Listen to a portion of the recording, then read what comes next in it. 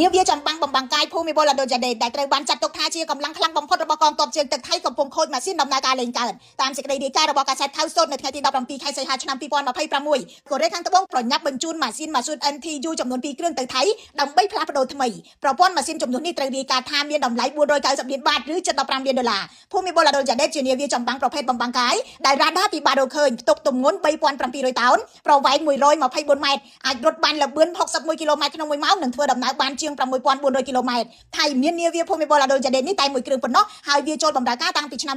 2019នាវានេះមានមីស៊ីលប្រឆាំងនាវាហាផុន8គ្រាប់ប្រព័ន្ធបាញ់មីស៊ីលបញ្ឈរ MK41 VLS 8រុនដែលអាចផ្ទុកមីស៊ីលការពារដែនអាកាសប្រភេទ ESSM បាន2គ្រាប់កាំភ្លើងធំ76មីលីម៉ែត្រកាំភ្លើងការពារទីជិតផាឡាន់20មីលីម៉ែត្រព្រមទាំងមីស៊ីលតូពេដូសម្រាប់ប្រឆាំងនាវាមួយទឹកវាក៏មានរ៉ាដា CG RAF Sonar និងអាចដឹកឧទ្ធម្ភាគចក្រយោធាបានមួយគ្រឿងនាវានេះត្រូវថៃទិញនៅក្នុងឆ្នាំ2013សាងសង់ដោយក្រុមហ៊ុនកូរ៉េខាងត្បូង Daewoo Shipbuilding and Marine Engineering ដែលបច្ចុប្បន្នជាផ្នែកមួយរបស់ក្រុមហ៊ុន Hanwha Ocean ទំនាក់ទំនងយោធាថៃនិងកូរ៉េខាងត្បូងស៊ីជម្រៅជាយូរមកហើយប្រទេសទាំងពីរមានកិច្ចសហការលើការបណ្ដុះបណ្ដាលយោធាសមយុទ្ធរួមនិងកិច្ចពិគ្រោះរវាងកងទ័ពជើងគោកជើងទឹកនិងជើងអាកាសកូរ៉េខាងត្បូងក៏កំពុងព្យាយាមពង្រីកតួនាទីនិងឥទ្ធិពលក្នុងការធ្វើទំនើបកម្មកងទ័ពថៃផងដែរពេលនេះទំនាក់ទំនងនោះអាចកាន់តែរីកធំដោយកូរ៉េខាងត្បូងកំពុងតែដេញថ្លៃផលិតនាវា frigate ថ្មីឲ្យថៃដែលមានទម្ងន់4000តោនក្នុងតម្លៃជាង$530លានក្នុងមួយគ្រឿងហើយក្នុងចំណោម6ក្រុមហ៊ុនដែលដាក់សំណើមានក្រុមហ៊ុនកូរ៉េខាងត្បូងចំនួន2គឺ Hanwha Ocean និង HD Hyundai Heavy Industries